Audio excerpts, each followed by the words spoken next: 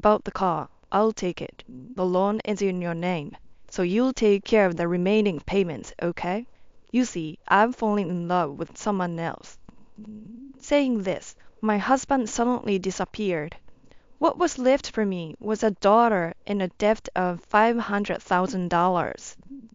I am Donna, 40 years old, a working housewife in D.C. My family consists of my husband Luke, who is the same age as me, and our 12-year-old daughter Janet. Janet has been incredibly intelligent since she was young. By the time she started elementary school, she could read and write effortlessly and had memorized numerous encyclopedias. Watching the news, she would start debates with me, a truly curious child.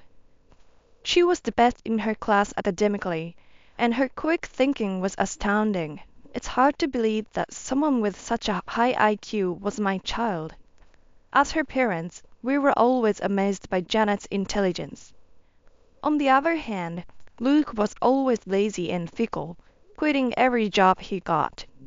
He hopped from one company to another, and whenever his salary seemed to increase, it would soon return to the level of his first salary.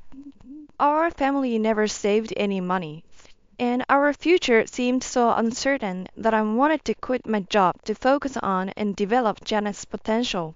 However, I couldn't afford to quit, as we needed my income. So I reluctantly continued to work full-time. Recently, Luke's job finally stabilized. He surpassed his record of 1 year of continuous employment, staying at the same place for 3 years, becoming a permanent employee with a stable income. Until then, he was just lazy, but he started talking about nurturing Janet's intellectual curiosity and creating family memories.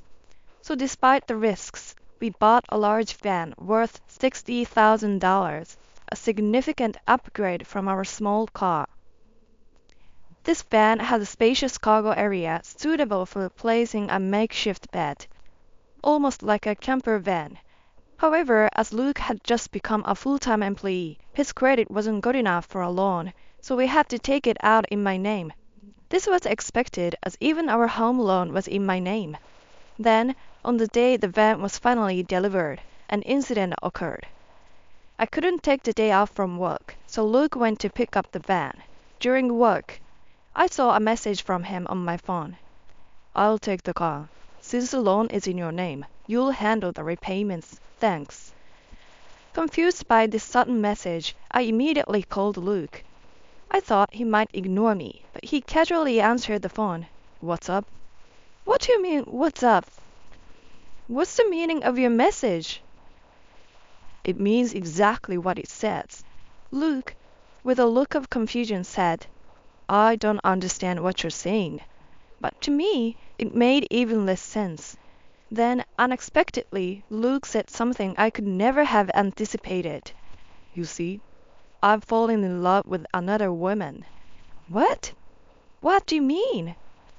I asked, completely stunned.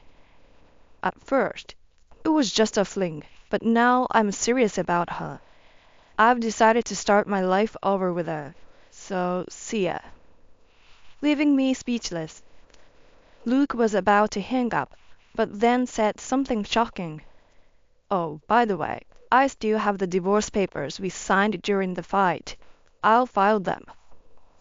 Finally, he said that, and before I could respond, the call was abruptly ended. Hearing the beep beep of the disconnected line, I realized the extent of the betrayal. Understanding the situation, I was frozen in place, as if struck by lightning. After that, no matter how many times I called, Luke never answered the phone again. After Luke's sudden departure, I was left in a daze. I couldn't focus at work, wondering if this was all just a dream. As I returned home, indeed, it was true that during a past argument, we impulsively signed our divorce papers. Opening the drawer where those papers were kept, I found they had indeed disappeared. Thus, I was left with a massive debt, a $60,000 loan for the car and $440,000 remaining on our house mortgage, totaling approximately $500,000. I understood the situation but couldn't accept it. I repeatedly messaged and called Luke, but whether he ignored them or not, he never responded even though he read the messages. With no idea of his whereabouts, it seemed like Luke had truly vanished. My perceptive daughter Janet couldn't help but notice my state. A few days later, after dinner, she looked at me worriedly. "Mom, are you okay? Have you been feeling unwell lately?" Startled, I thought about pretending everything was fine, but realized my poor acting wouldn't fool her. I decided to be honest about my feelings. "Well, maybe I'm just a bit tired." Janet seemed to realize I was still hiding something. "Mom, you are doing that thing with your hands, rubbing them together.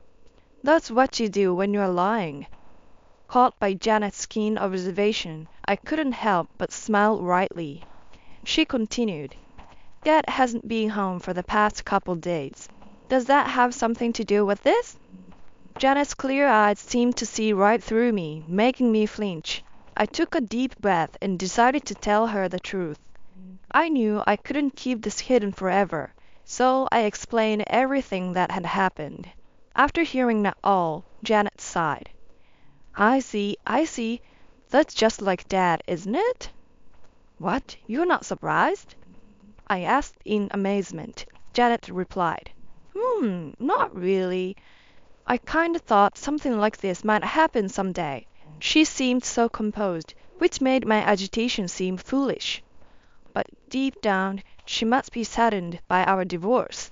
Apologizing to her in my heart for my inadequacy, I decided to work even harder from the next day. However, I wasn't the toughest person, and my deteriorating mental state, coupled with my physical health, worsened day by day. One day, during a company-wide inventory in the warehouse, I couldn't keep standing despite my efforts. I collapsed on the spot. "What's wrong?" "No, I just feel a bit nauseous. I'll take a short break." That was the last thing I remember before losing consciousness. I vaguely sensed my colleagues worrying and calling out to me, but then everything went black. When I awoke, I saw a stark white ceiling, surrounded by numerous tubes. I was in a hospital. After I lost consciousness, my colleagues called an ambulance. The doctor said I needed a thorough examination and I was admitted to the hospital. Blaming myself for my lack of strength, I wet my pillow with tears. In the evening, the usually calm and collected Janet rushed into the hospital, panicking. As I wiped away my tears, she began to speak frantically. "Mom, are you okay? You're not gonna die, right?"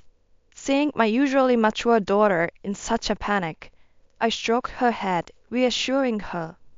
"What are you talking about? I can't die and leave you alone. I'm fine." "That's a relief. I was so scared." Janet was still only 12. I had to get better for her sake. With renewed determination, I prepared myself to recover. But my condition was more serious than I thought. The doctors found shadows on my internal organs and suggested surgery, suspecting it might be malignant. I underwent the surgery as advised. Fortunately, the tumor was benign, but I was told to keep monitoring it. After a month, I was able to leave the hospital. It was exactly 1 month since Luke disappeared. Upon returning home, I checked the mailbox and found an envelope. Inside the house, I opened it to discover a reminder notice for the car loan payment.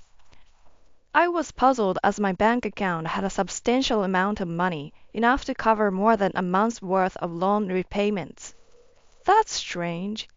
Rushing to check my bank balance online, I was shocked to see the amount. The balance displayed there was $3. Refusing to believe it, I kept pressing the refresh button repeatedly, but no matter how many times I did, the number 3 was all that appeared, mockingly on the screen. What? No way, there should be $40,000. On the verge of panic, I checked the shelf where my passbook was usually kept, only to find it empty.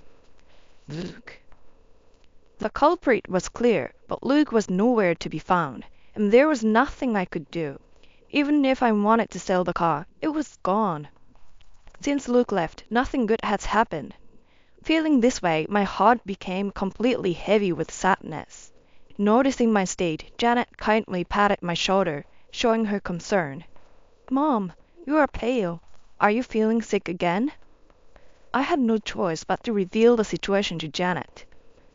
I'm physically fine, but your father took not only the car, but all our savings too. I can't return to work right away, and I'm in trouble.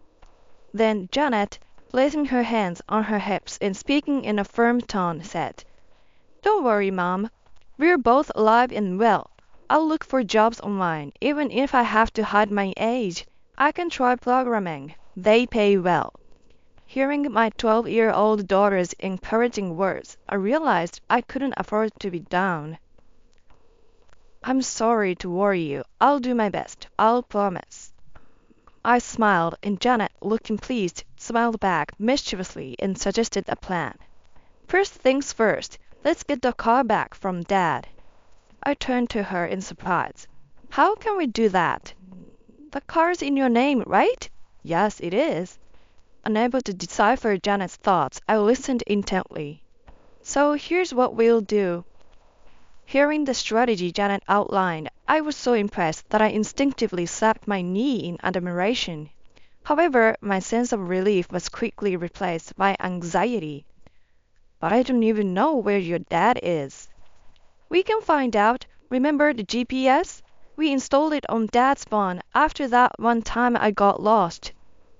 Previously, when Janet unexpectedly got lost, we gave her a child's mobile phone to prevent such incidents in the future and installed a GPS app on both Luke's and my phones. Dad's been moving around a lot. I've been keeping an eye on him. Really? But how will we catch him? Janet smirked. I've already got a plan. I was astonished at my daughter's cunning strategy, which even included information about Luke's affair partner. Let's make Dad, who betrayed us, pay for what he's done. Thus, Janet and I began our preparations. A few days later, my phone rang. Donna, is that you? Help me. Yes, who is this? It was Luke. He was angry at my pretending not to recognize him. What are you talking about? I'm your husband. I'm being questioned by the police on the street. If things continue like this, I might be taken to the police station. Come and explain for me. Fine, I understand. Just wait there a bit. Knowing from the GPS that Luke was surprisingly close, I took Janet to his location. There he was, standing in front of the car, being questioned by the police. I informed the officers that we would have a discussion and asked them to leave for the time being. Then, looking somewhat embarrassed, Luke instructed Janet and me to get into the car. Inside was a young woman, Luke's mistress, glaring at us. Frankly, I didn't care about her presence at all. Once the door was closed, Luke sighed and said, I'm glad you came. But why were those cops questioning me? Why? Because the car was missing and I filed a theft report. Donna replied. Luke's eyes widened in surprise. What? Why would you do that? What do you mean, why? If someone steals your car, of course, you report it. Luke continued to argue, claiming that crimes between spouses don't count and that it was shared properly, but he and I were already divorced. Such excuses were invalid. You were the one who filed the divorce papers, remember? Using someone else's car without permission is theft. I just borrowed it for a bit. Oh, just borrowed? Then I guess you'll be returning it. I extended my hand, and Luke, seemingly resigned, reluctantly handed over the car keys. Janet, who had been quietly observing, then spoke up. Dad, why did you leave us for her? Luke, not expecting such a direct question from his daughter, was visibly shaken and struggled to respond. The woman, however, suddenly laughed and answered Janet's question. Because I'm younger and prettier than your mom, He's so crazy about me that he doesn't care about you guys. And you know what? I wasn't asking you. Janet cut her off sharply. Dad, you answer me. Stephanie fell silent at Janet's assertiveness, and Luke remained quiet. If you won't answer, then I'll have the police take you away. At this, Luke panicked and said, Wait, I'll talk. Just give me a chance. Stephanie, Luke's mistress, had joined his company as a new employee 4 months ago. They hit it off at a welcome party and quickly became involved. Stephanie was already pregnant, and Luke had decided to leave his family for a new life with her. He had taken the car intending to sell it but hadn't done so yet. You've been traveling a lot, haven't you? Yeah, just a little trip. But how do you know that? The GPS app. Remember, we installed it. Luke's shoulders slumped as he remembered. It was on purpose. I suggested installing the GPS when I noticed you were acting weird. I was surprised by Janet's revelation. You are something else. Not wanting to be outdone, I faced Luke. Return $40,000 you stole from me now. But that's Marshall property. What are you talking about? That money was mine, saved since before we were married. Apparently, Luke had already spent $40,000 with Stephanie. I was beyond angry. I was astounded at the absurdity of it all. Not only did you use the car, but you also spent all the money. This is a serious crime. Or did you just borrow that money too? While we were talking, Stephanie tried to sneak away quietly. However, the moment she stepped out of the car, she gasped in shock. There stood her parents, their faces rigid with anger. Why are you here, Mom and Dad? I called them, Janet said bluntly.